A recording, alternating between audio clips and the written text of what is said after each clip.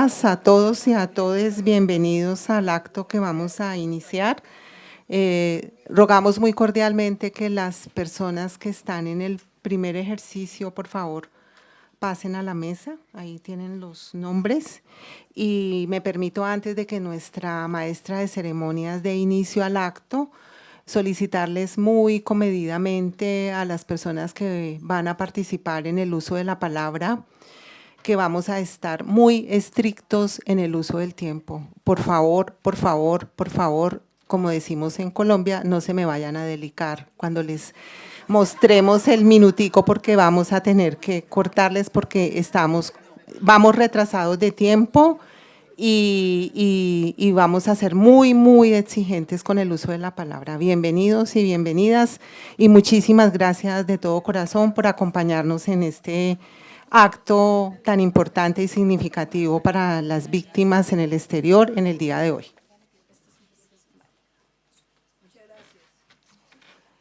Gracias, Doris. Bueno, muy buenas tardes a todos, a todas, aquí en Madrid y a quienes nos acompañan virtual desde Colombia y otros lugares. Les doy la bienvenida al Congreso de los Diputados de España en esta emblemática sala Clara Campoamor, para ser partícipes de una jornada que tendrá dos momentos. Primero, la socialización del cuarto informe del Comité de Seguimiento y Monitoreo a las recomendaciones de la Comisión para el Esclarecimiento de la Verdad. Y en segundo lugar, vamos a tener el reconocimiento extrajudicial por los hechos de seguimientos ilegales contra defensores de derechos humanos y víctimas en el exilio perpetrados por el extinto Departamento Administrativo de Seguridad DAS. En este espacio contamos con una representación de instituciones colombianas que nos acompañan. El director de Derechos Humanos y Derecho Internacional Humanitario del Ministerio de Relaciones Exteriores de Colombia, Nelson Restrepo. El embajador de Colombia en España, Eduardo Ávila Navarrete. El embajador de Colombia en Francia, Alfonso Prada. El cónsul general de Colombia en Madrid, Javier Darío Higuera, el presidente del Comité de Seguimiento y Monitoreo, Wilson Castañeda, la gerente de Artesanías de Colombia, Adriana Mejía, y el integrante de la Junta Directiva de la Cámara de Comercio de Bogotá, Polo Ávila. Especial agradecimiento queremos dar al diputado Enrique Santiago y al Congreso de los Diputados de España, que hoy son anfitriones de este relevante encuentro. Para dar inicio a esta jornada que concentra la primera parte de nuestra agenda, comenzaremos escuchando las voces del Comité de Seguimiento y Monitoreo. Iniciamos con el saludo de Wilson Castañeda, presidente del Comité de Seguimiento y Monitoreo a las recomendaciones de la Comisión de la Verdad, quien se conecta con nosotros en modalidad virtual.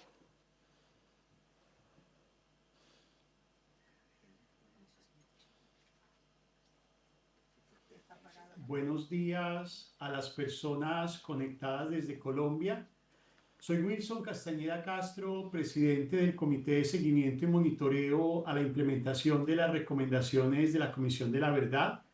Un profundo agradecimiento con el señor embajador Eduardo Ávila y los demás embajadores y embajadoras y funcionarios y funcionarias del gobierno colombiano que nos acompañan hoy en la presentación de nuestro cuarto informe allí en el Congreso de los Diputados de Madrid.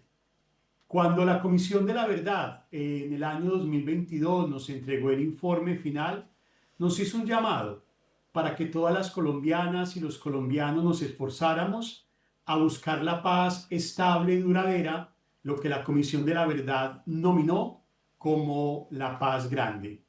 Con ese propósito, este comité, en 3 años y medio de existencia, ha venido monitoreando las 220 recomendaciones que dan cuenta de cómo en Colombia podemos generar unas prácticas de transformación social, cultural y política que nos permitan pasar de la violencia a la paz, que nos permitan acceder a la verdad, a la justicia, a la reparación y a las garantías de no repetición, y de esa manera construir un país donde todos los colombianos y las colombianas podamos vivir derechos de manera integral, y que las colombianas y los colombianos en el exilio no solamente sean reparadas y reparados, sino que tengan la posibilidad de volver a conectar con el territorio y restablecer su ciudadanía plena.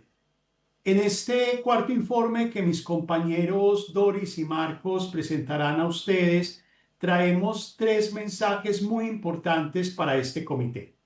En primer lugar, damos cuenta cómo en estos 3 años y medio el ejercicio del gobierno nacional, de los gobiernos territoriales, de la sociedad civil y de la comunidad internacional nos ha permitido avanzar en algunas recomendaciones claves que hoy hacen que Colombia sea un mejor país y pueda tener un reconocimiento de la superación de los fenómenos más fuertes del conflicto armado.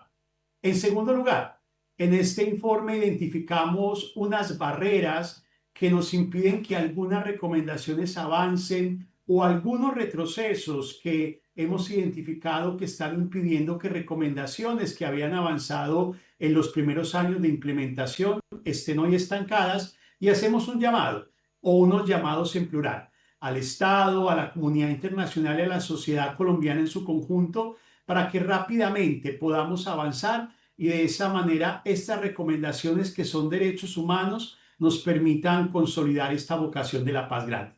Y en tercer lugar, en este informe identificamos algunas propuestas de soluciones que estén más en el marco de soluciones duraderas y de esa manera no simplemente nominemos derechos y nominemos garantías, sino que avancemos con 3 asuntos que son muy importantes: el reconocimiento de los hechos que hicieron más difícil la vida de los colombianos y las colombianas en marco del conflicto armado, la reparación integral a esos derechos que fueron afectados y la integralidad de acceso a esos derechos para construir una ciudadanía plena. Concluyo mi saludo invocando una recomendación de la Comisión de la Verdad que a mi modo de ver es muy significativa. La Comisión de la Verdad en sus hallazgos identificó que en estos más de 5 décadas de conflicto armado se generó en medio de la sociedad colombiana un altísimo nivel de indiferencia frente a los efectos del conflicto armado. Y este nivel de indiferencia generó un ejercicio materializado por los actores armados de complicidad social que terminó siendo el caldo de cultivo para muchas violencias que hoy permanecen en el suelo colombiano y que sigue afectando a colombianos y colombianas tanto en nuestro país como en el exilio. Por eso, para los colombianos y las colombianas que están allí presentes en el Congreso de los Diputados en Madrid y quienes están conectados y conectadas desde otros países de Europa, hay que avanzar en 2 empeños. Primero, en reparar integralmente y con urgencia a las víctimas con soluciones duraderas, pero en segundo lugar, avanzar para romper la indiferencia y poder sacudirnos de esta violencia. Y sobre todo, en vísperas de un proceso electoral, que garanticemos que las elecciones y que el proceso democrático sea un escenario en paz y de esa manera honremos ese llamado de la Comisión de la Verdad a sacar la violencia de cualquier espacio de interlocución de los colombianos y las colombianas, y eso incluye también los espacios democráticos. Gracias por estar aquí, gracias por rodear al Comité de Seguimiento y Monitoreo y gracias por atender lo que hemos encontrado en este cuarto informe que presentarán Doris y Marco en un momento con ustedes, y sobre todo queremos con él honrar nuestro compromiso con los colombianos y las colombianas en el exilio, porque para ustedes también es el trabajo del Comité de Seguimiento y Monitoreo, y su reparación y la restitución plena de sus derechos hace parte de esta misión de hacer seguimiento y monitoreo. Buenas tardes para ustedes en Europa, buenos días para quienes se conectan en Colombia, y que la verdad siga caminando. Muchas gracias, presidente.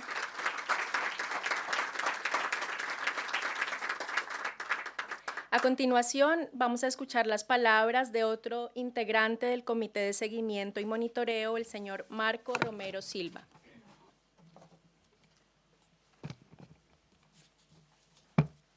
Muy buen día para todas, buen día para todos. También agradezco al Congreso de los Diputados su generosidad para poder hacer la presentación del día de hoy. Y quiero iniciar haciendo un reconocimiento, un agradecimiento a todas las personas, instituciones, organizaciones que desde la comunidad internacional han ayudado a construir la paz de Colombia en los momentos más críticos. Recuerdo mucho cuando se perdió el referendo de apoyo a la paz, que un sector muy grande de la sociedad colombiana contra el acuerdo, nunca se había visto esto en la historia de los procesos de paz, y tuvimos el apoyo de la comunidad internacional que permitió de una u otra manera mantener los hilos comunicantes para que el proceso siguiera adelante. Entonces, muchas gracias al sistema multilateral de las Naciones Unidas, la Unión Europea, los países, las organizaciones, el exilio colombiano por ese impulso para sostener el proceso de paz. Quiero, en el tiempo breve que tenemos, me pidieron dividir este libro en 6 minutos y me da como me da un tiempo límite. Quiero dejar algunas ideas principales, les hemos enviado y ahora más tarde les vamos a entregar un QR donde está la información, los 4 informes del Comité de Monitoreo y Seguimiento, entonces voy a ir a algunos aspectos emblemáticos del trabajo que ha hecho el comité y el 4º informe. En primer lugar, el comité es una fuerza que se creó por el Acuerdo de Paz para promover, para impulsar, para evitar que las recomendaciones de la Comisión de la Verdad terminaran siendo recomendaciones de papel, como suele ocurrir en Colombia. En Colombia tenemos muchas leyes importantes que se vuelven de papel, que están en el papel, pero resulta muy difícil llevarlos a la realidad. Tenemos la tarea de promover la apropiación social y la apropiación institucional de las recomendaciones de la Comisión de la Verdad. Y por otro lado, es importante destacar que la Comisión de la Verdad habló de no repetición, no porque tuviera la convicción de que ya terminamos todas las guerras que hay en Colombia, sino porque básicamente es una sociedad que tiene una propensión muy alta a continuar con dinámicas y factores de persistencia, de violencia masiva y de conflictos armados. Fue hablar de no repetición en Colombia era más necesario que en cualquier otro lugar del mundo, por decirlo de esa manera, y tomaron un enfoque sistémico, es decir, ir a los cuellos de botella, a los aspectos más estructurales que reproducen las dinámicas de injusticia, de violencia, de violación de los derechos humanos, de infracciones al derecho internacional humanitario, y sobre esa base se estructuró un capítulo amplio de recomendaciones, recogiendo también la voz de muchas organizaciones de Colombia y del exilio colombiano que levantaron muchas iniciativas de por dónde asegurar que Colombia pueda tener una paz basada en dignidad humana, en derechos humanos, en no repetición de lo que históricamente ha ocurrido y ha llevado a la persistencia de largos conflictos en este país. Con esa tarea hemos hecho trabajos de diálogo con el gobierno, con el Departamento de Planeación, la unidad de implementación. De ese trabajo ha surgido un acuerdo para que el Gobierno Nacional trabaje sobre 104 recomendaciones y ya se presentó un primer informe por parte de la unidad de implementación sobre ese desarrollo de las recomendaciones. Lo hicimos porque pensamos que todo el Estado debería asumir la agenda de las recomendaciones. Las recomendaciones no podían quedar a la deriva, sino que debería existir un plan. Incluso intentamos llevar a una ley, a la ley del plan de desarrollo, que el gobierno tenía la obligación de hacer un plan para que la frase del presidente Petro de a rajatabla fuera realmente un plan. No solo una manifestación de voluntad política muy importante, pero debía traducirse en un plan. Eso no se logró porque en el legislativo hubo fuerzas regresivas que impidieron esa posibilidad, pero más allá de esto se trabajó para lograr. Entonces van a encontrar un reporte permanente del Departamento de Planeación sobre el desarrollo de las recomendaciones y sobre la apropiación institucional de esas recomendaciones. Y en el plano social, el comité ha trabajado por mantener el impulso a que el sistema educativo, a que el Ministerio de Cultura, que los medios de comunicación puedan asegurar que la mayoría de la sociedad colombiana conozca el sentido de esas recomendaciones. Hay muchas personas que no conocen esas recomendaciones. Me dicen que ya estoy al límite del tiempo, entonces voy a mencionarles algunos aspectos emblemáticos. A ver. Las recomendaciones en las que hemos visto avances más significativos, en algunos planos avances formales, no avances, aún hay muchos temas pendientes para lograr un avance material, tienen que ver con la dimensión de la sociedad rural. Colombia tiene una sociedad rural donde están concentradas las principales injusticias distributivas y donde se desarrollaron los impactos más desproporcionados del conflicto armado. Entonces tenemos unos 120 pueblos indígenas sometidos a discriminación estructural, un poblamiento afrodescendiente en condiciones de necesidades básicas insatisfechas muy altas, un campesinado que tiene 3 niveles de pobreza de lo que tiene las ciudades. Entonces realmente hay unas brechas muy grandes, muy estructurales, y frente a esto se ha avanzado de manera muy significativa en reconocer que es necesaria una jurisdicción agraria. Si Colombia es el país del fracaso del reformismo agrario y el país donde campeón en despojo de tierras, uno de los problemas es que la institucionalidad no está pensada para defender los derechos a la tierra de los pobladores. Colombia tiene un índice de Gini del 0,92 en concentración de la propiedad de la tierra, lo cual es una vergüenza internacional, y la creación de la jurisdicción agraria promete desarrollar un proceso que asegure a futuro la formalización de territorios indígenas, de territorios campesinos, y la posibilidad de que haya una organización mucho más racional del acceso a la tierra, que es uno de los grandes problemas. En segundo lugar, se ha hecho un reconocimiento del campesinado. Probablemente los constitucionalistas dirán que no era necesario porque la Constitución del 91 ya tenía derechos para todos. Pero lo que pasa con el campesinado es que, a pesar de la Constitución, tiene uno de los estándares digamos, de negación sistemática y masiva de los derechos más altos del país. Entonces, hay un reconocimiento del campesinado que esperamos se traduzca en una política pública, pero queremos celebrarlo. Hay un reconocimiento también de la necesidad de distribuir recursos a los territorios. Se ha hecho un acto legislativo que distribuye más recursos, transferencias a los territorios. Colombia había entregado una transferencia de cerca del 50% de los ingresos del país a los territorios, pero los habían recortado en las últimas décadas. Ahora, por una iniciativa que se votó en el Congreso, se va a distribuir de nuevo una parte importante, y esperamos que todo esto contribuya a una paz territorial, porque Colombia tiene 2 desafíos, y con esto cierro. Uno, los municipios PEDET. Son 170 municipios, 7 millones de personas. La definición de un municipio PEDET es donde la pobreza absoluta es para todos, donde está bien distribuida la pobreza absoluta y donde los impactos del conflicto fueron más graves, y coinciden con los territorios de mayor diversidad biológica, de mayor biodiversidad, de mayor diversidad cultural, pero con estándares de miseria muy altos e impactos muy altos de la guerra. Ese es el principal desafío. Allí hay una agenda pendiente, a tal punto de que se está planteando hoy la prórroga del tiempo de los municipios PEDET por 10 años más, porque los avances todavía son muy limitados respecto de la meta que se fijó el acuerdo. Y por otro lado, tenemos 10 millones de víctimas, de ellas 8.7 millones son desplazados en las ciudades. El último estudio nacional que se hizo sobre sus condiciones y sus derechos muestra que el 76% se encuentra bajo línea de pobreza monetaria en las ciudades. O sea, tenemos una bomba de tiempo social en el territorio y una en el nivel urbano. El plan de desarrollo y el gobierno actual ha asumido esa tarea como un propósito, pero, digamos, la ha incluido en el plan de desarrollo, la ha incluido en distintos instrumentos, pero aún hay distancias fiscales muy grandes para lograr cómo resolver este par de problemas. Creo que si resolvemos estos 2 problemas, Colombia puede mirar hacia adelante con alguna posibilidad de encontrar caminos ciertos de reconciliación. Mientras tanto, va a ser muy difícil.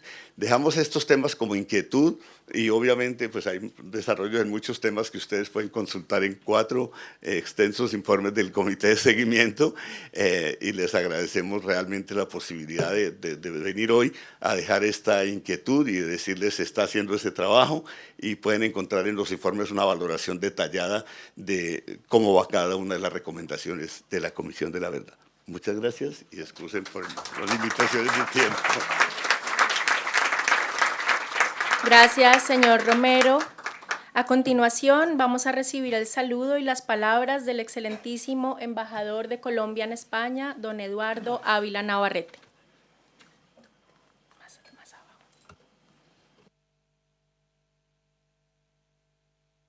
Acá. Bueno, muy buenas tardes a todas y a todos. Para mí es un honor estar nuevamente en esta sala del Congreso de los Diputados, porque siempre que he venido a este recinto es para hablar de derechos humanos. Para mí es un honor hoy acompañar la presentación de este cuarto informe de seguimiento y monitoreo del Comité de Seguimiento a la implementación de las recomendaciones de la Comisión de la Verdad. En este informe es ante todo una radiografía del presente y una hoja de ruta para el futuro de nuestro país. En sus páginas se analiza el estado de la implementación de las 220 recomendaciones formuladas por la Comisión de la Verdad, comparando los avances y desafíos con el informe inmediatamente anterior. Pero más allá de los números y los indicadores, lo que encontramos aquí es un llamado ético y político. La paz no se decreta, se construye todos los días, con decisión, coherencia y humanidad. La implementación de las recomendaciones de la Comisión de la Verdad no es un asunto menor ni accesorio. Representa un paso crucial para cumplir con nuestras obligaciones internacionales y, sobre todo, con un compromiso interno de justicia y memoria.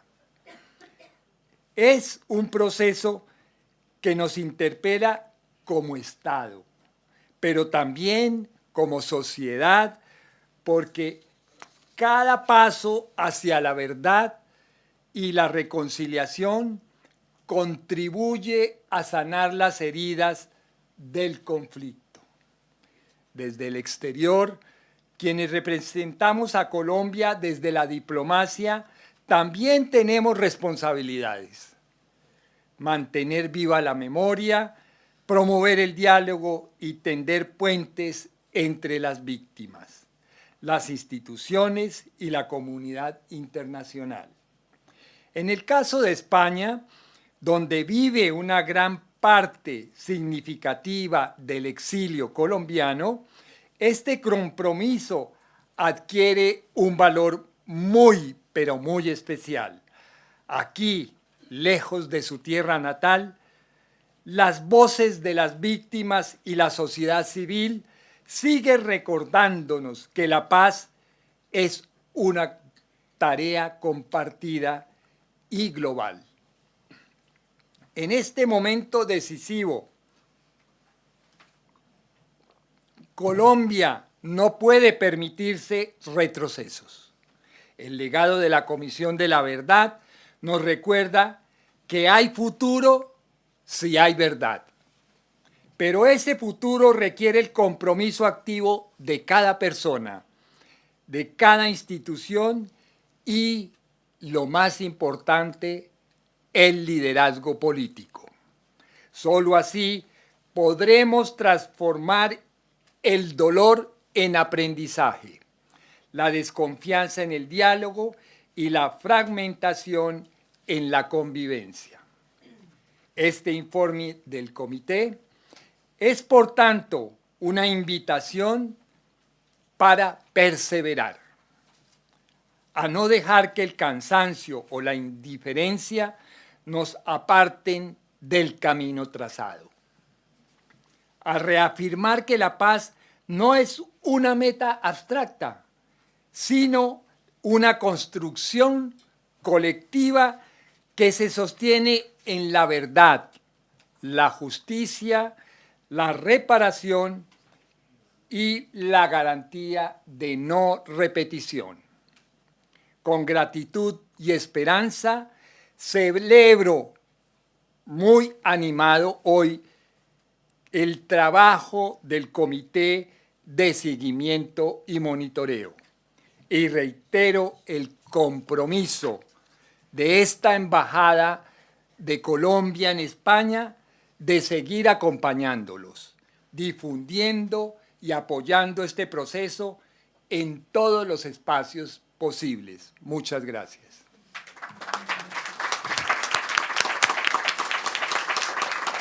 Gracias, señor embajador. Continuamos con la intervención de Doris Ardila Muñoz, también integrante del Comité de Seguimiento y Monitoreo a las recomendaciones de la Comisión de la Verdad.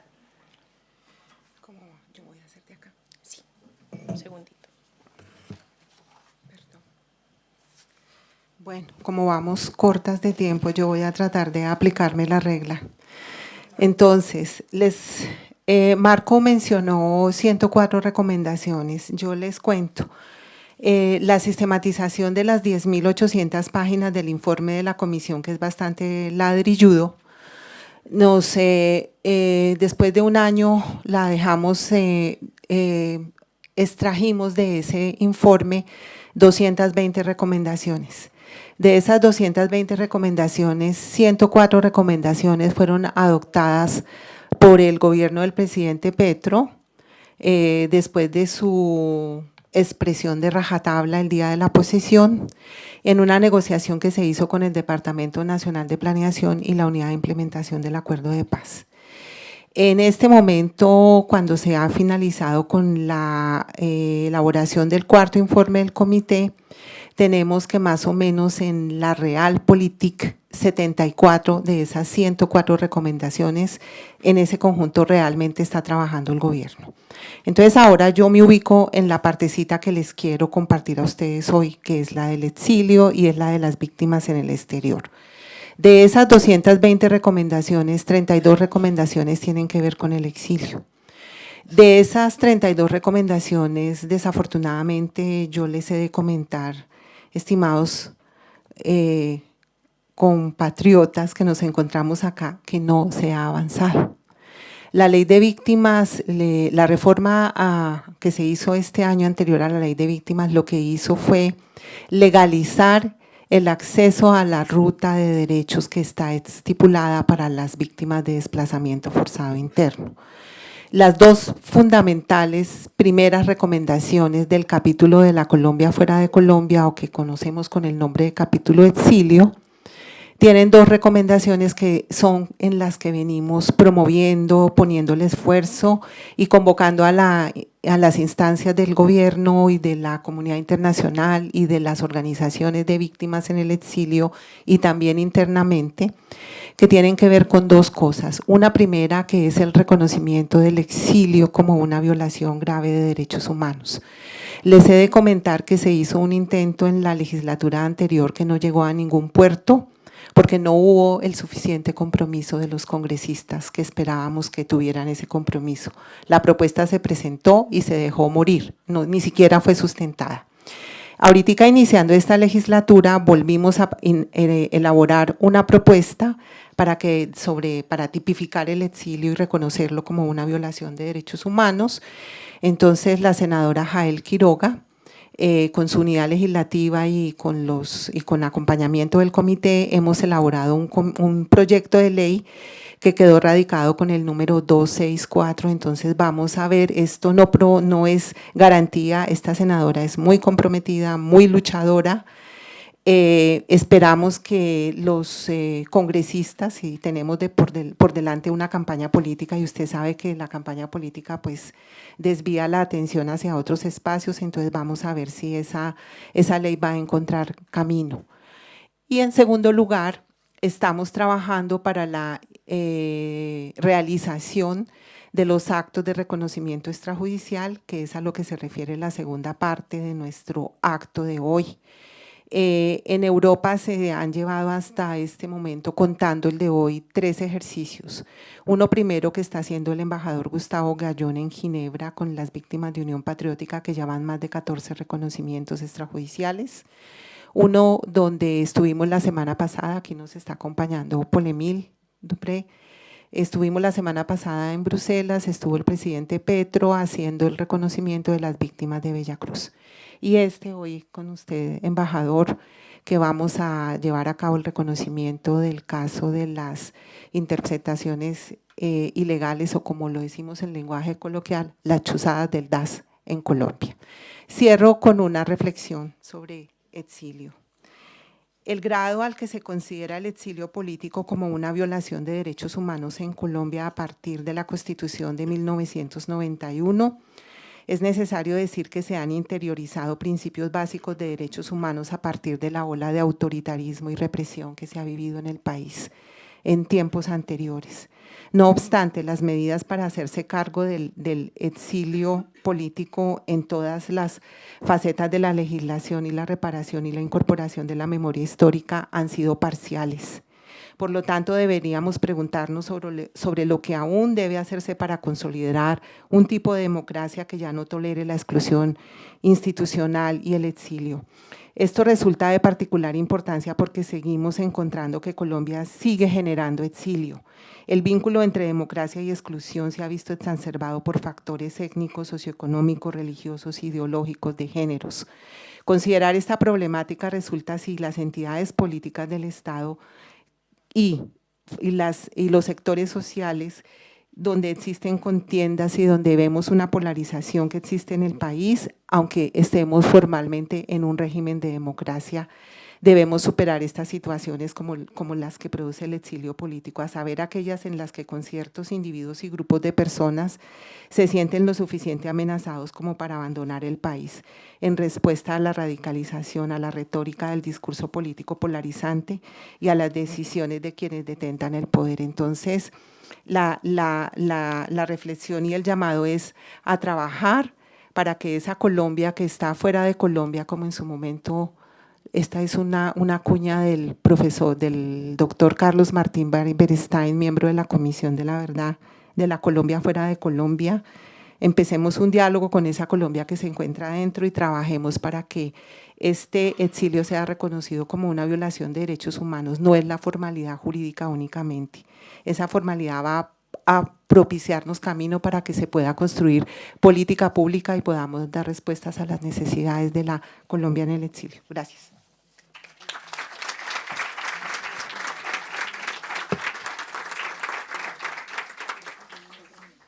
Muchas gracias, señora Doris, y gracias por todo el impulso que le ha dado a este evento particularmente. Llegamos a un momento crucial para el análisis del informe. Para ofrecernos una lectura crítica del cuarto informe, damos la bienvenida a dos destacadas académicas, Jimena Ñáñez Ortiz y Laura Calle Alzate, profesoras de la Universidad Complutense de Madrid. Muchas gracias. Buenas tardes a todos y a todas. En primer lugar, quisiéramos agradecer a la diáspora colombiana, a las personas migradas y asiladas políticas, en especial a Nuevo Madrid de apoyo al legado de la Comisión de la Verdad, al Comité de Seguimiento y Monitoreo de la implementación de las recomendaciones de la Comisión, en particular a Doris Ardila, y a las instituciones aquí representadas que han hecho posible este evento. Las recomendaciones de la Comisión de la Verdad deben asumirse como una hoja de ruta integral para construir la paz nacional y territorial, lo que la Comisión llamó la paz grande. Su cumplimiento es también un compromiso internacional del Estado colombiano en el marco de los derechos humanos y la justicia transicional. Los retrocesos en su implementación exigen respuestas decididas que desactiven las estructuras de poder que perpetúan la exclusión. Para la transformación positiva de los conflictos se requieren 3 elementos: voluntad política sostenida, como se ha señalado a lo largo de las diferentes presentaciones, los recursos adecuados y un compromiso social activo, como bien se señala en el informe. La ausencia de cualquiera de estos elementos ha limitado la consolidación de la paz y ha favorecido la reproducción de un nuevo ciclo de violencias en el país. Esta lectura crítica del informe da cuenta de algunas ausencias y algunos avances en la construcción de la paz y se divide en 2 grandes apartados. En primer lugar, señalamos 5 ejes transversales presentes en el informe y en la segunda parte incorporamos algunas reflexiones sobre el exilio que se articulan con lo que señalaba Doris Ardila. El primer eje que nosotros encontramos es el poder transformador del reconocimiento de las víctimas. En el informe se evidencia el potencial transformador del reconocimiento de la dignidad, tanto en el territorio nacional como en el exilio. Este reconocimiento no solo contribuye a una reparación individual y colectiva, sino que impulsa a la construcción de la paz y de la convivencia pacífica. Entre los avances más relevantes se destacan la reforma de la Ley de Víctimas, que incorpora la función de difundir y complementar los hallazgos de la SEP, el fortalecimiento de las redes de aliados y las iniciativas estatales y sociales para la apropiación del legado, tanto en Colombia como en el exterior. Entre los avances se destacan los actos públicos de reconocimiento de responsabilidad, el aumento de las indemnizaciones individuales, la creación del Sistema Nacional de Búsqueda de Personas Desaparecidas y el fortalecimiento del programa de atención psicosocial y salud integral a las víctimas, entre otros.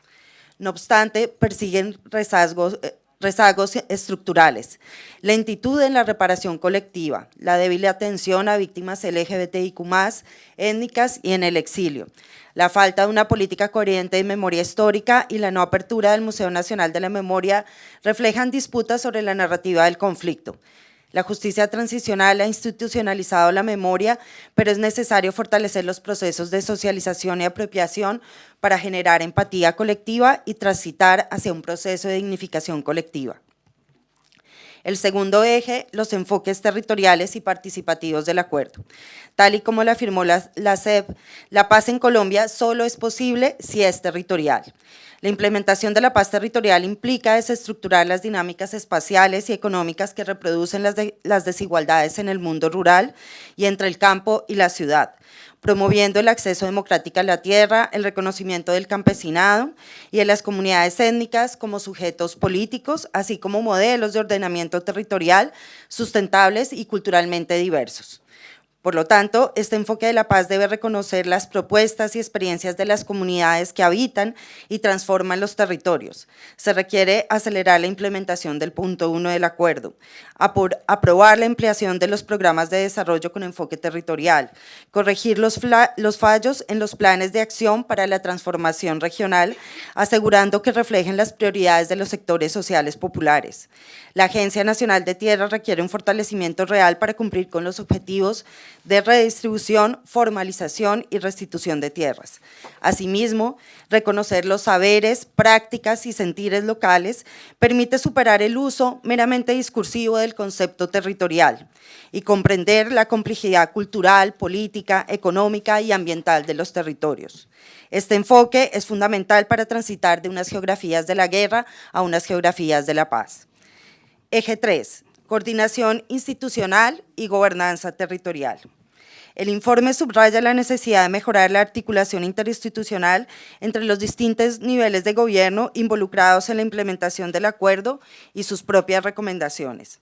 Una coordinación efectiva contribuiría al uso más eficiente de los recursos y al fortalecimiento de la gobernanza territorial. Voy a cerrar ahí. Garantizando la coherencia multinivel entre las políticas públicas y su correspondencia con las necesidades locales. No alcanzo a señalar los enfoques 4 y 5, pero el eje 4 que nosotros veíamos era enfoques diferenciales, étnicos e interseccionales para la paz, y el eje 5, justicia, verdad y superación de la impunidad. Le dejo la palabra a mi compañera Laura. Vale, vamos a correr un poco.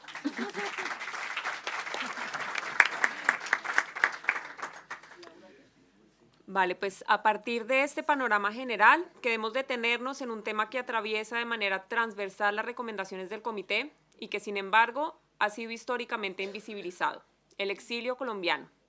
Este hecho victimizante, que no solo es consecuencia directa de la guerra, sino también un reflejo de las deudas estructurales de la democracia y de las limitaciones del Estado para garantizar la seguridad y la justicia más allá de sus fronteras. En este sentido, la Comisión de la Verdad reconoce el papel fundamental de la población exiliada y asilada, así como de las víctimas en el exterior. Este territorio del exilio constituye una parte esencial de la memoria del conflicto armado colombiano y abre caminos hacia una reparación integral para quienes fueron forzados a vivir fuera del país. En esta línea, celebramos la radicación en el Congreso del proyecto de ley que reconoce el exilio como una grave violación de derechos humanos y un crimen de lesa humanidad en cumplimiento de las recomendaciones de la Comisión.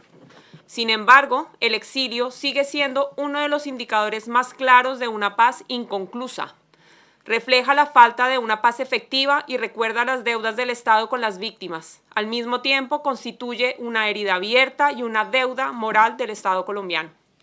Las crisis humanitarias que aún persisten en diversas regiones siguen provocando desplazamientos y nuevos exilios que afectan especialmente a defensores y defensoras de derechos humanos, liderazgos sociales y personas LGTBIQ+.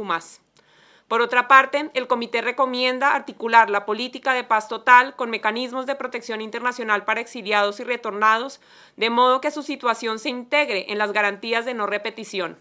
Mientras no existan condiciones reales de seguridad y dignidad, el exilio seguirá siendo un termómetro ético de la paz, un desafío para la reconciliación y la convivencia democrática.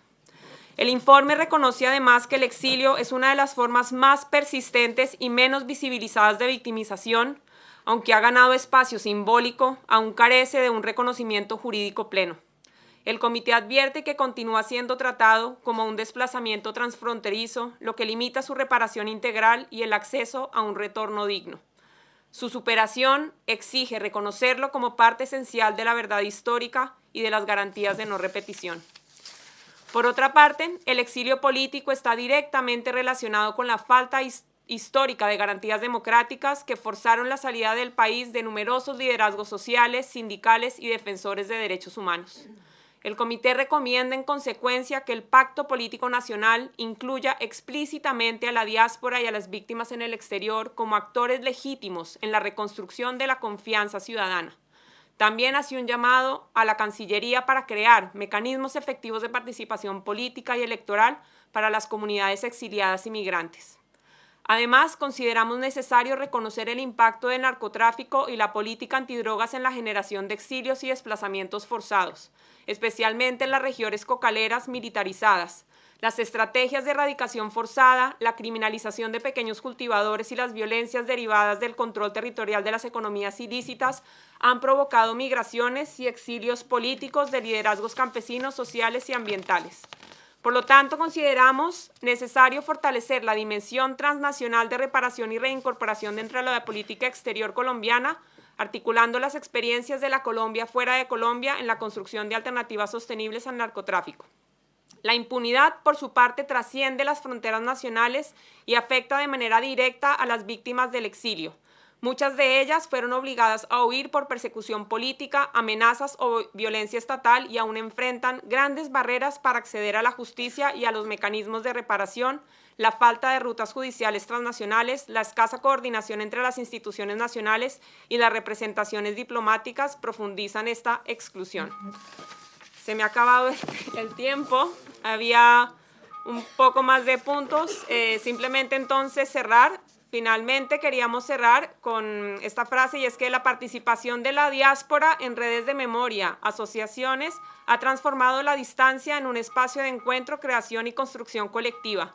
Un ejemplo de ello es la exposición itinerante Hay futuros y hay verdad, concebida como un puente entre la memoria del exilio y las luchas locales por la reconciliación.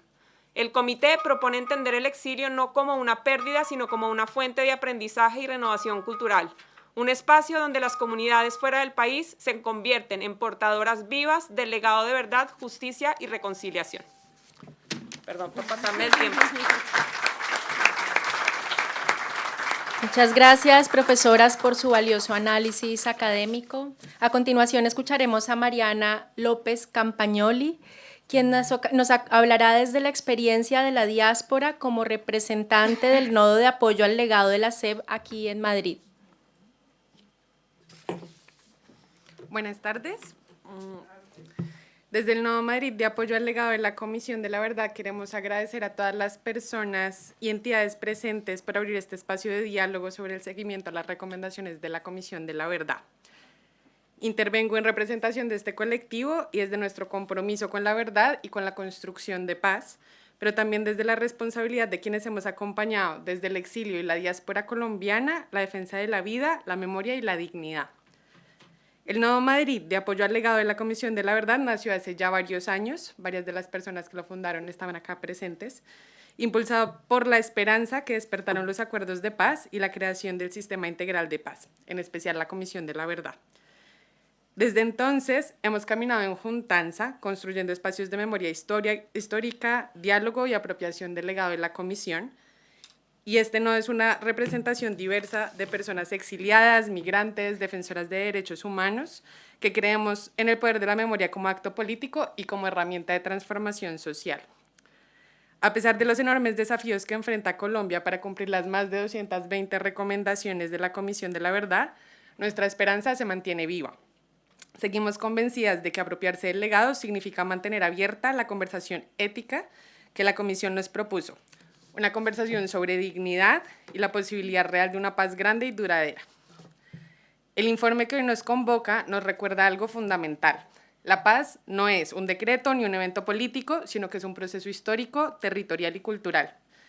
A pesar de los esfuerzos del gobierno por articular la llamada paz total, los territorios hoy en día siguen viviendo la guerra cotidiana, la inseguridad de las y los excombatientes, la violencia contra líderes y lideresas sociales, la fragmentación institucional y la falta de coherencia entre las políticas nacionales y las agendas locales de paz. Construir paz implica transformar las relaciones de poder, no solo firmar acuerdos ni asistir a eventos. Exige una voluntad sostenida del Estado, una coherencia interinstitucional y una política de paz que trascienda los ciclos gubernamentales. Desde nuestra perspectiva, el exilio es un espejo de esa paz inconclusa. No fue ni es un efecto colateral de la guerra, sino una forma de violencia prolongada que continúa hoy en día lastimosamente. Más de 1 millón de colombianas y colombianos fueron forzados al destierro por ejercer su voz, por defender derechos, por buscar justicia o incluso por buscar a sus seres queridos que fueron desaparecidos. El informe reconoce avances simbólicos como los que ya mencionaron mis compañeras, Doris y el compañero también del comité, pero el Estado sigue sin reconocer jurídicamente el exilio como una violación de derechos humanos. Esta falta de reconocimiento no es un mero tecnicismo y se ve traducido en el reconocimiento pleno y en la reparación integral de las víctimas en el exterior. Hoy, nuevas formas de persecución y violencia siguen empujando al exilio. Tanto la participación de la diáspora en los procesos políticos sigue siendo limitada. Reconocer a la diáspora como sujeto político no es solo un gesto simbólico, es ampliar la democracia, es garantizar que la Colombia fuera de Colombia también sea una parte activa de los procesos de reconstrucción nacional. Desde el exterior, las comunidades colombianas han convertido el dolor en resistencia, han tejido archivos de memoria, creado exposiciones y promovido pedagogías de la paz que interpelan moralmente al país. Como dice el informe, el exilio no es solo una pérdida, sino una fuente de aprendizaje social. Representa una Colombia plural, crítica y abierta al mundo. Reconocer esta labor cultural y educativa no solo dignifica a las víctimas, sino que fortalece la reconciliación y reconstruye la confianza en el Estado y en la sociedad. Hoy queremos hacer un llamado concreto a las instituciones aquí presentes, al Gobierno Nacional para que avance hacia una ley de paz total que integre el exilio en las garantías de no repetición y en los programas de retorno digno, a la Cancillería y al Ministerio de Relaciones Exteriores para que asuman un rol más activo en la implementación del legado de la Comisión de la Verdad, especialmente en el tomo de la Colombia fuera de Colombia. La Cancillería, sus embajadas y consulados como institución encargada de representar el Estado ante la diáspora, debe promover un diálogo directo, sistemático y vinculante con los colectivos de víctimas, organizaciones de exiliados y ejercicios de memoria que han venido sosteniendo esta conversación en distintos países y rincones del mundo. Proponemos avanzar hacia la creación de espacios permanentes de interlocución política y técnica, coordinados entre la Cancillería, el Sistema Integral de Paz y las organizaciones de la sociedad civil en el exterior. A la cooperación internacional y organismos multilaterales para seguir acompañando los procesos de memoria, justicia y cultura de paz impulsados desde la diáspora y el exilio.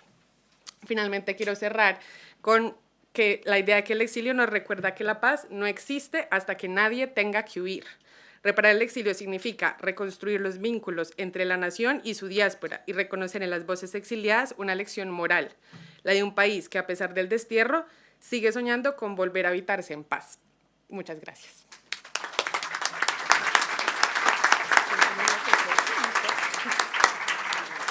Muchas gracias, Mariana. Pasamos a la modalidad virtual cediendo la palabra a la doctora Ana María Ramírez López, jefe de la Oficina Asesora de Atención a Víctimas de la Jurisdicción Especial para la Paz.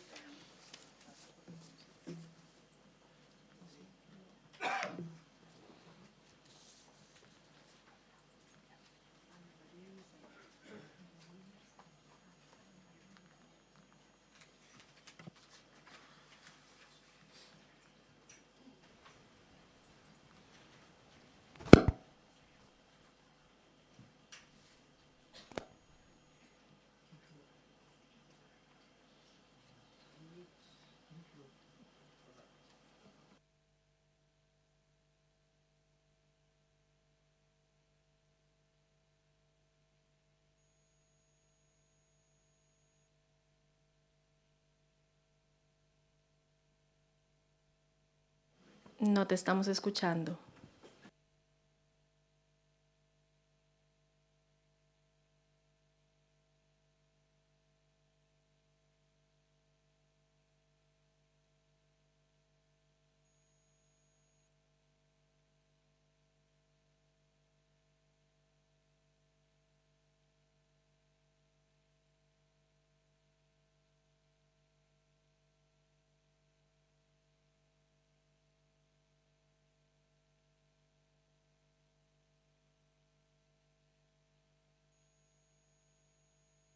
Si tienes el micro apagado, no te estamos escuchando.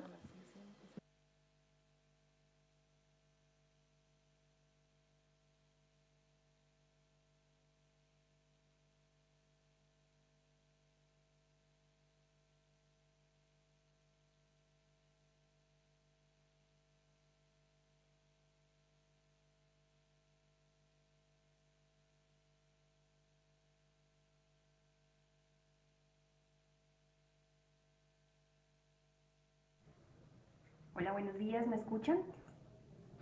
Ahora, ¿Allí me escuchan? Buenos días. sí. Perfecto. Discúlpenme que algo pasó con los audífonos y el micrófono, pero que me estén escuchando mejor. Nuevamente me presento, mi nombre es Ana María Ramírez López, soy jefa de la Oficina Asesora de Atención a Víctimas. Agradezco mucho al Comité de Seguimiento y Monitoreo a las recomendaciones del informe final de la Comisión de la Verdad, a la Cancillería de la República y a la Embajada de Colombia en España. Para la JEP y en particular para nuestra oficina es un honor acompañar este espacio que definitivamente reafirma el compromiso institucional con la verdad y la reparación y las garantías de no repetición. Quisiera contarles brevemente los avances en los casos que investiga la jurisdicción, contarles además un poco de la participación de las víctimas en el exterior, cómo desde esta oficina se ha venido acompañando estos procesos, el camino a las sanciones que viene, que sigue, para dónde vamos y cuál es ese horizonte que nos convoca a todos y todas, y esos pasos precisamente que desde la jurisdicción y sobre todo que desde esta oficina queremos transitar hacia el 2026. En esta línea, entonces, contarles que estos avances, efectivamente, la JEP continúa investigando y avanzando en los macrocasos priorizados, garantizando así el derecho legítimo de las víctimas de participar en estas diversas fases judiciales y extrajudiciales del proceso. Esta oficina, puntualmente, la oficina de acompañamiento, de la oficina asesora para la atención a las víctimas, en esa ruta de acompañamiento ha fortalecido esos mecanismos y esas estrategias jurídicas, psicosociales y pedagógicas, facilitando así la comprensión de las decisiones jurídicas y como bien lo mencionaba, en las sanciones principalmente. Se han desarrollado espacios de diálogo y coordinación institucional, precisamente con el objetivo de articular todas aquellas medidas de reparación, de reconocimiento, de no repetición, y esas demandas de verdad que tienen las víctimas en los territorios, en el exilio. Se consolida este año puntualmente una ruta restaurativa integral que lo que permite es vincular a todas las víctimas, a los comparecientes y a las comunidades en torno a las acciones que promueven la verdad y la dignificación de las víctimas. En esta medida quisiera contarles además cómo ha sido la participación de las víctimas en el exterior, contarles de manera muy general que la Oficina Asesora de Atención a Víctimas ha acompañado la presentación de más de 18 informes de organizaciones de víctimas y colectivos en el exterior, fortaleciendo así la interlocución entre esta jurisdicción y los colectivos en el exterior. Desde el 2020 se han realizado más de 70 jornadas de diálogo y pedagogía con aproximadamente 20 países, combinándolo en modalidad presencial y virtual, una modalidad híbrida que precisamente nos permite garantizar el acceso amplio y equitativo de las víctimas en el exterior.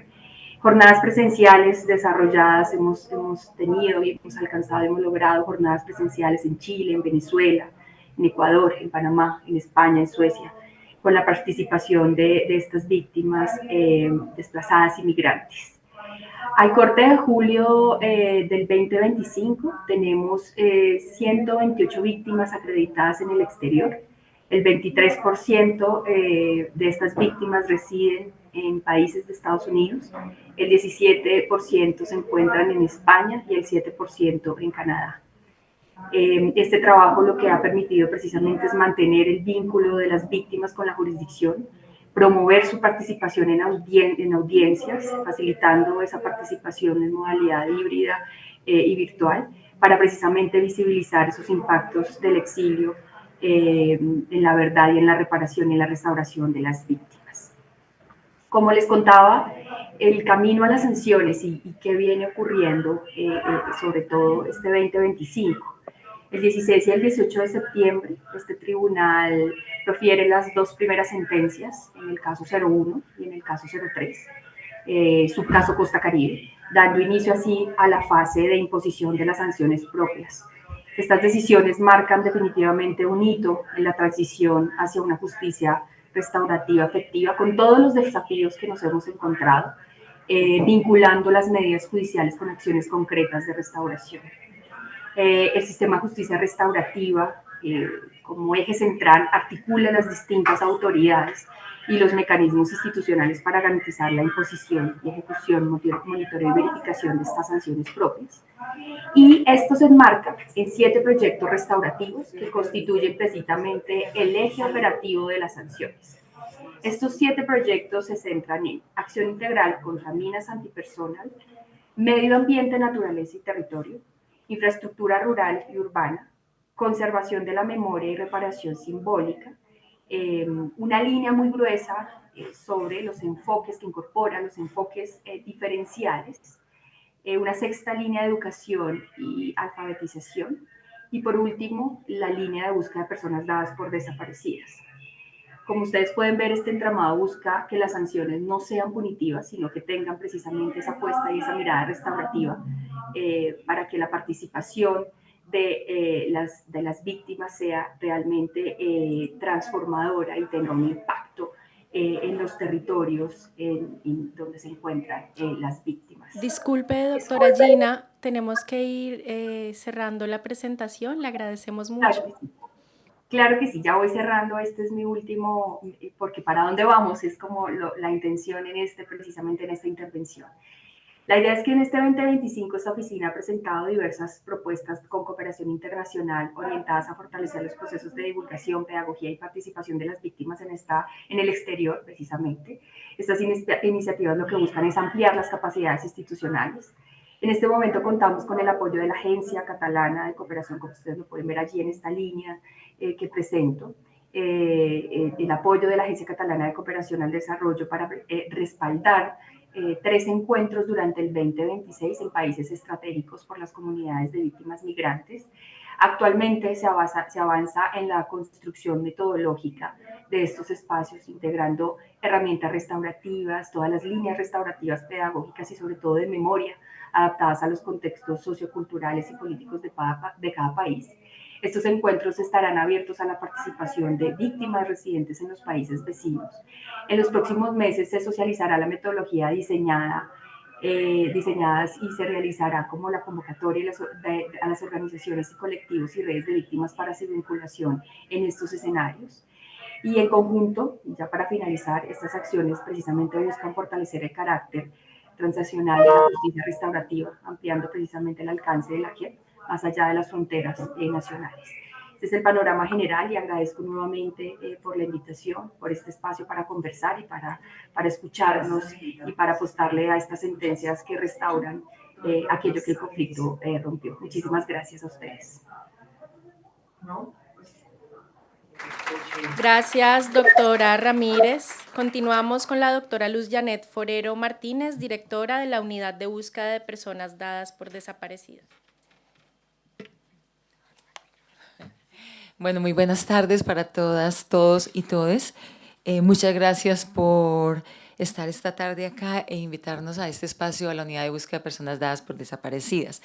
Contar muy brevemente que, en particular, con las recomendaciones de la Comisión de la Verdad, nosotros nos enfocamos claramente en 3 recomendaciones muy importantes. La primera tiene que ver con los ajustes institucionales, normativos y de política pública para promover o mejor posicionar la búsqueda de las personas dadas por desaparecidas en el contexto y en razón del conflicto armado. Y en ese escenario, contarles que tenemos unos importantes avances en la implementación del Sistema Nacional de Búsqueda, sistema del que Comunidad lo presidimos en compañía del Ministerio de Justicia, que ejerce la Secretaría Técnica, y que estamos ya en la fase de elaboración de una política pública integral, participativa, que ha recogido el sentir y las expectativas de muchas víctimas de desaparición a lo largo y ancho del país. Tenemos otras dos recomendaciones, una muy relacionada a cómo implementamos o promovemos ese enfoque diferencial LGTBIQ+,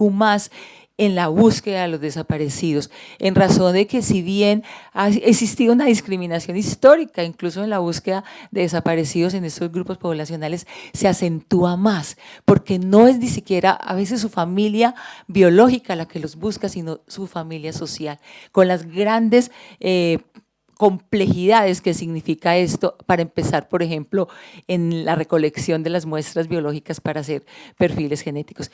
Y la otra recomendación tiene que ver mucho con lo que estamos hoy acá, con el exilio, con la búsqueda tan compleja que se hace desde el exilio, y la gran discriminación también que tienen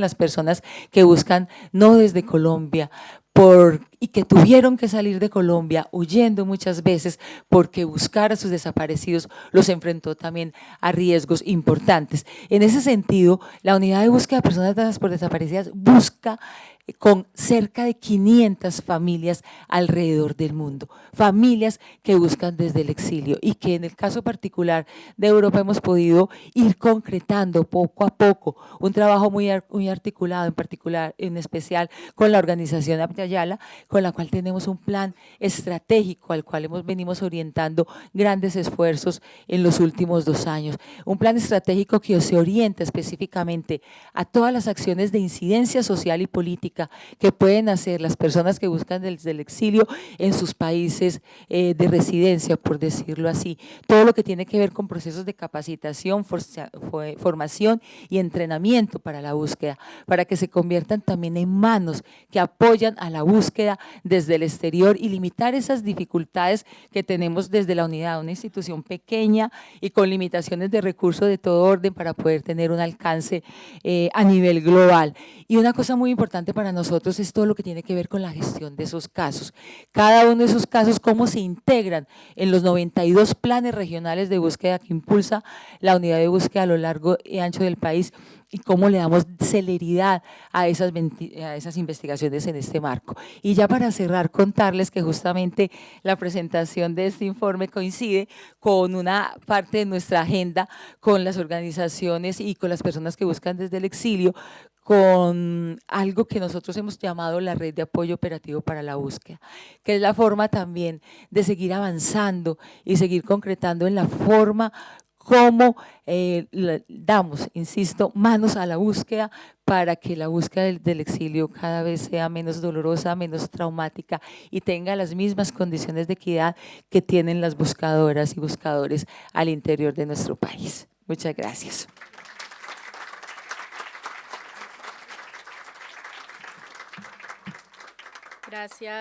Gracias, doctora Luz Janet. A continuación, invitamos a la doctora Gina Marcela Rojas Quinche, del Grupo de Atención a Víctimas en el Exterior de la Unidad para Atención y Reparación Integral a las Víctimas, UARIP. Bueno, muy buenas tardes, muy buenos días a quienes nos escuchan de manera virtual. ¿Me escuchan bien? Sí. Mi nombre es Gina Rojas. Gracias al Comité de Seguimiento a las recomendaciones de la SEP, a todas las víctimas presentes, pero también que nos escuchan de manera virtual. Un saludo muy especial del director de la unidad, Adit Romero, y de la coordinadora del Grupo de Atención a Víctimas en el Exterior, Claudia Gutiérrez. Bueno, mi nombre es Gina Rojas, y pues en este espacio vamos a hablar, como nos lo solicitaron, de algunos avances frente a las recomendaciones. La unidad siempre ha sido muy respetuosa de las recomendaciones de la SEP y ha venido avanzando de manera, digamos, muy concreta en muchas de estas recomendaciones. Bueno, lo primero es informarles que frente al tema de atención, asistencia, tenemos una articulación con Cancillería, tenemos un diálogo permanente con ellos y con los consulados para mejorar el diálogo y, por consiguiente, la respuesta que se le da a las víctimas en el exterior. nos pedían mucho que no teníamos un intercambio de información muy claro entre Cancillería y Unidad para las Víctimas, y hoy en día quiero contarles que ya manejamos un sistema de información a víctimas conjunto, donde Cancillería como la Unidad para las Víctimas conoce qué atenciones se vienen dando a las víctimas y de esta forma pues poder tener una respuesta oportuna, pero también coherente entre lo que Cancillería como canal directo brinda a las víctimas en el exterior como la Unidad para las Víctimas. Comentarles también que desde el año pasado, en el marco de esa articulación, venimos trabajando en la caracterización de las víctimas en el exterior. Eso era algo que estaba pendiente y que el COMPES 4031 del 2021 nos dijo, y desde hace 2 años ya creamos el instrumento de caracterización, y el año pasado y venimos implementando caracterizaciones de víctimas en el exterior para saber cómo están los hogares, sus necesidades, acceso a derecho en los países de acogida. Entonces es un avance muy importante también frente a ese compromiso que teníamos de caracterización. Precisamente en las jornadas de atención que tenemos virtuales hemos venido potencializando esta caracterización. Hoy en día estamos aún muy bajito en la caracterización. Tenemos un registro de 1.027 víctimas del conflicto armado caracterizadas que han tomado fuerza en estas jornadas presenciales. Incluso acabamos la semana pasada de terminar una en Valencia, en Barcelona, en Sevilla y ahorita en Madrid. Y pues ahí hemos aumentado, pero la invitación es poder ir fortaleciendo esta caracterización. Comentarles también que la ley 2421, que también la nombraron hace un momento, que modifica algunos apartados de la ley 1448, amplía la toma de declaración y también hace una referencia explícita al desplazamiento transfronterizo y exilio. Y en ese ejercicio el Grupo de Atención a Víctimas en el Exterior ha abierto los espacios de participación efectiva con plataformas de víctimas en el exterior, con víctimas organizadas, pero también con víctimas no organizadas, atendiendo a este mandato de reglamentación de los derechos de las víctimas en el exterior que nos pide esta ley 2421. En ese ejercicio logramos consolidar cerca de 238 propuestas, también en articulación con el Ministerio Público, Defensoría y Procuraduría, propuestas que van dirigidas a entidades del SNARI, pero también a la Unidad para las Víctimas, y estamos trabajando para que esas propuestas realmente queden no solamente en un decreto, sino también pues, en cada una de las entidades competentes en los procedimientos o reformas que se tengan que realizar para su cumplimiento. Esta ley 2421 nos va a permitir también ampliar el registro, contarles que tenemos a hoy 37.000 víctimas que sabemos que están en diferentes partes del mundo.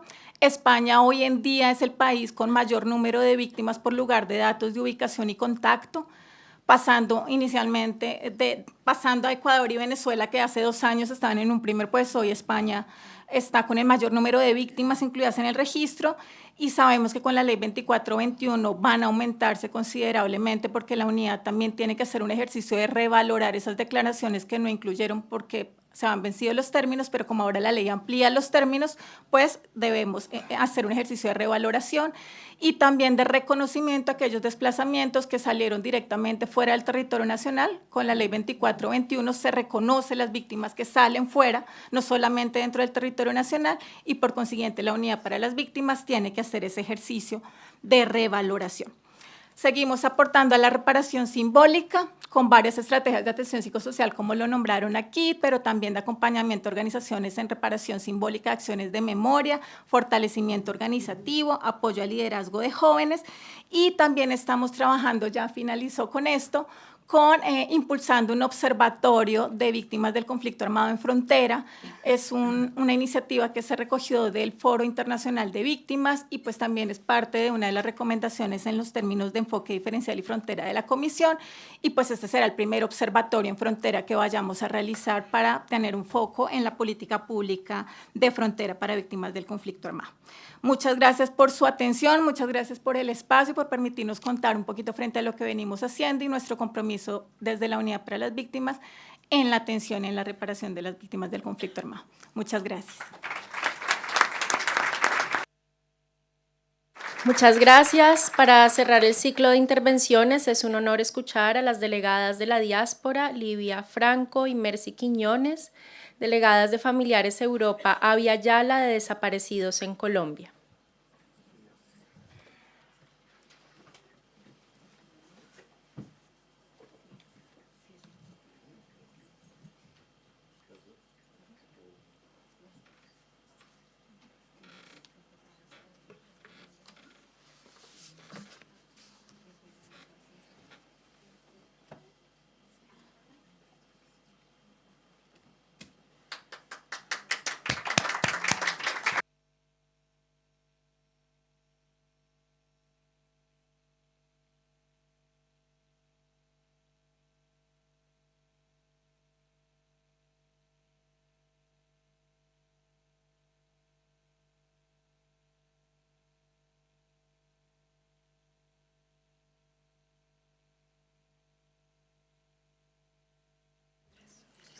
Buenas tardes para todas y para todos.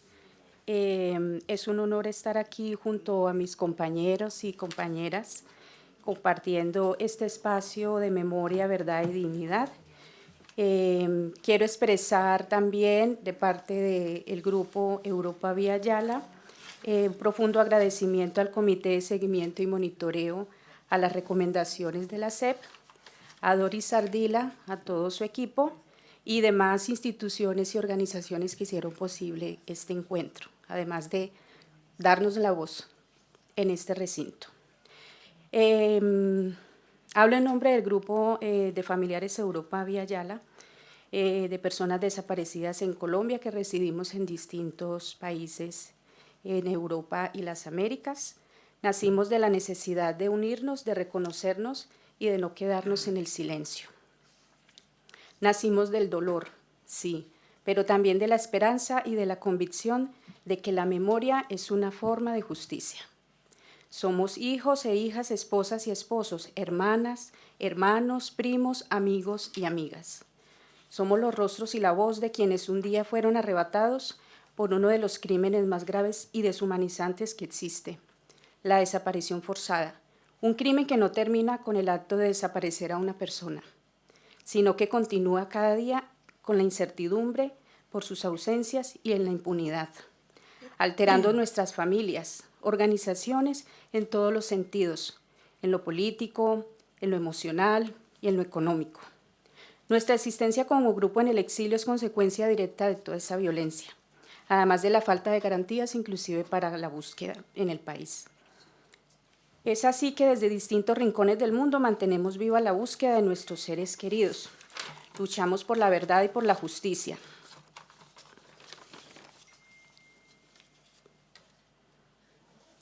Porque en la memoria encontramos la fuerza para seguir andando y porque sabemos que esta tarea es de largo aliento. Cada historia que contamos es una semilla que crece, un acto de esperanza que desafía la impunidad y el olvido. Nuestro compromiso, seguir con esta tarea de manos de la unidad de búsqueda de personas dadas por desaparecida, fortaleciéndonos.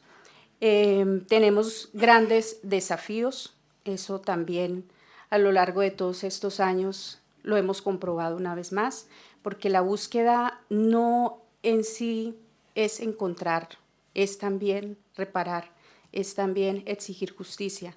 Y allí, como lo decían anteriormente, tenemos infinidad de desafíos, y aún más estando en el exilio.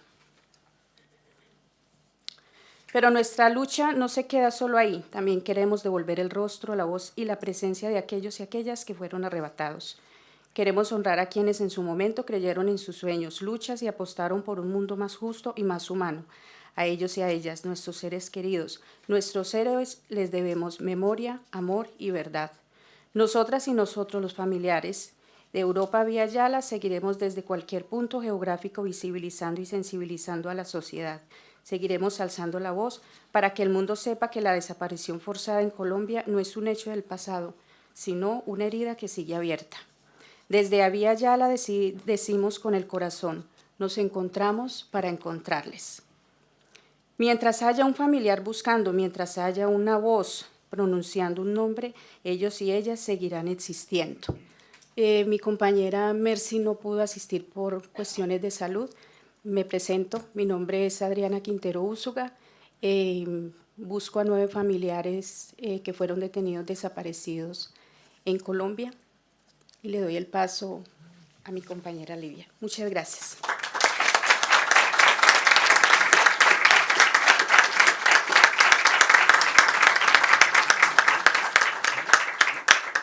Bueno, pues buenas tardes a todas, todos, todes.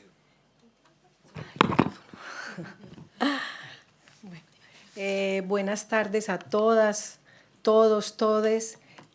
Para mí realmente es una gran satisfacción ver muchísimas caras conocidas, muchas personas que de corazón han estado comprometidas con todo este conflicto colombiano que siempre nos han acompañado, que se caracterizan por ser solidarias, por tener esa categoría de ser esa solidaridad internacionalista. Mi nombre es Livia Franco Suárez, mis padres fueron desaparecidos en la frontera entre Colombia y Venezuela en el año 2013 y desde ese momento pues andamos buscándoles. Como lo decía mi compañera Adriana, pues hago parte de ese grupo de familiares que a raíz de la creación o del acuerdo de paz, cuando se crean esos 3 sistemas, lo que fue la Comisión de Esclarecimiento de la Verdad, a partir de ahí empezamos a juntarnos, a conocernos y a entender y comprender que era importante ese acuerdo de paz y que para las familias que buscamos era fundamental fortalecer ese proceso. Bueno, como lo decía mi compañera Adriana, pues soy la voz de esos familiares. Buscamos a nuestros familiares desaparecidos y a los desaparecidos en general. Debemos decir y lamentar que son numerosos. Según el registro que la doctora Luz Janet nos ha comentado, son alrededor de 132.000 personas que se están buscando en el país. Y tenemos el ánimo y la determinación de hacerles frente y encontrarles, o al menos saber la verdad de lo que les ha ocurrido. A pesar de los grandes avances logrados, podemos decir que la búsqueda desde el exilio o desde la Colombia fuera de Colombia, como lo definió la Comisión de Esclarecimiento de la Verdad, sigue siendo un asunto complejo y doloroso. Es cierto que hemos avanzado y removido obstáculos con la fuerza que nos da la unión también y la ayuda de acompañantes e instituciones. Pero sigue pesando muchos factores inherentes a nuestra condición de estar fuera del territorio nacional. La distancia que nos separa, distancia entre nosotros esparcidos por el mundo que nos priva del abrazo fraternal y reconfortante, distancia que nos separa del centro de nuestras búsquedas, que nos aleja de las herramientas, de los canales y de los mecanismos que necesitamos para la búsqueda. A pesar de la escucha y de la empatía de servidores institucionales y de acompañantes solidarios, la distancia y la lejanía nos agobia y nos disminuye.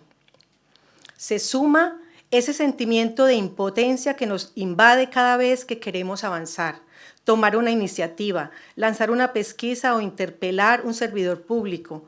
Y no podemos porque estamos afuera, lejos, muchas veces tocando puertas que no se abren. Seguimos padeciendo el silencio de las instituciones de manera general, que no escuchan, que no saben, que disimulan lo que saben. Instituciones que no cumplieron su deber de protección, de investigación, de sanción a los responsables. Porque no se trata solamente del aporte y colaboración puntual de algunas personas dentro de las instituciones que incurrieron en crímenes de desaparición forzada, lo cual es importante, pero se necesita que esos organismos del Estado cambien de paradigma para ponerse al servicio de la búsqueda de personas desaparecidas, situación que ellos mismos provocaron. Sigue siendo difícil el tiempo que pasa inexorable y nos reduce las posibilidades de alcanzar el objetivo de encontrarlos. Nos hacemos mayores y muchos han fallecido sin saber lo ocurrido a sus familiares. Se han ido con su dolor a cuestas, quizás con esperanzas de encontrarlos en otra dimensión. Sigue siendo difícil la participación. Sí, a pesar de nuestra insistencia y de los esfuerzos de quienes nos escuchan e intentan propiciarla. Por la sencilla razón de estar afuera, lejos, al margen, en la distancia.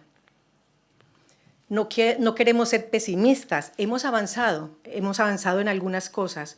Hoy hay un reconocimiento institucional, hemos consolidado vínculos con la unidad de búsqueda de personas desaparecidas y tenemos logros.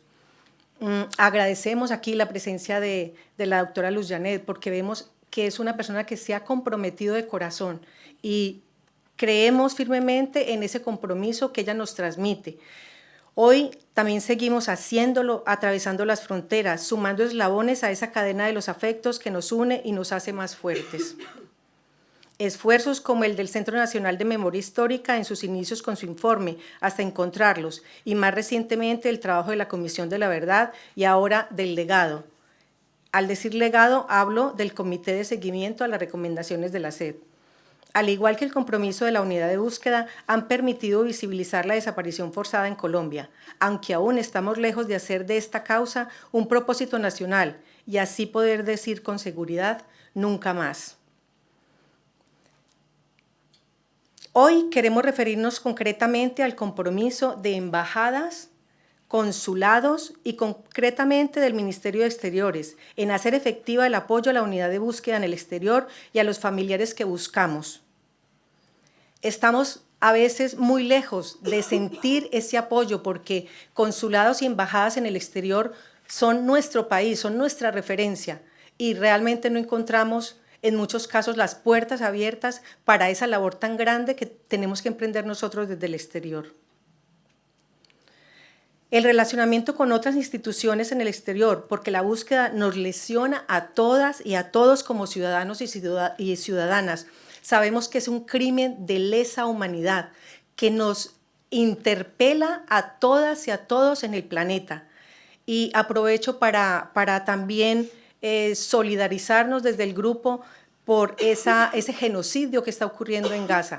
Nuestro dolor lo entendemos y lo interpretamos también y queremos hoy hacer mención a eso y por ello va nuestra solidaridad y nuestro compromiso también, porque allí donde haya una desaparición, donde haya un asesinato, donde haya una guerra, también nos interpela a todas.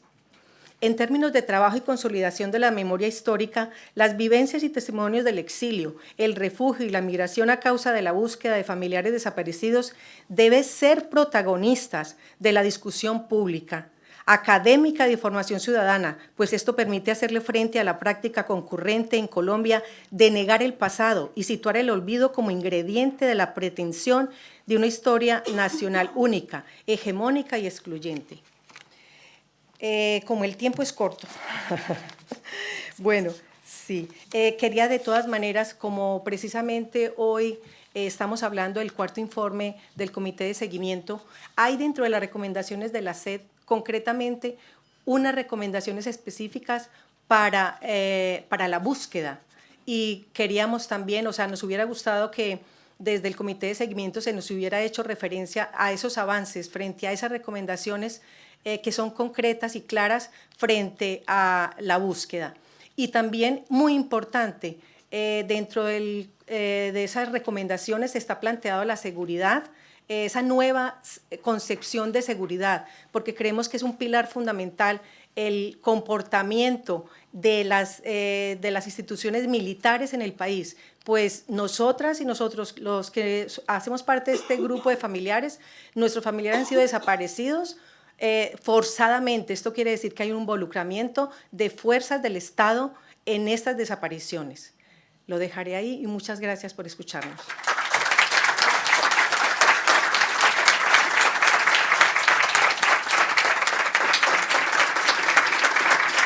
Muchas gracias, señora Livia Adriana, por sus intervenciones, por compartir su voz y la búsqueda de sus seres queridos con nosotros. Así damos por finalizado el acto de socialización del cuarto informe. Nos encontramos en un momento para el acto público de reconocimiento extrajudicial por los hechos de seguimientos ilegales contra defensores de derechos humanos y víctimas colombianas en el exilio, Operación Europa DAS. Antes de eso, los invitamos a realizar un receso de 10 minutos y a tomar un café en la siguiente sala.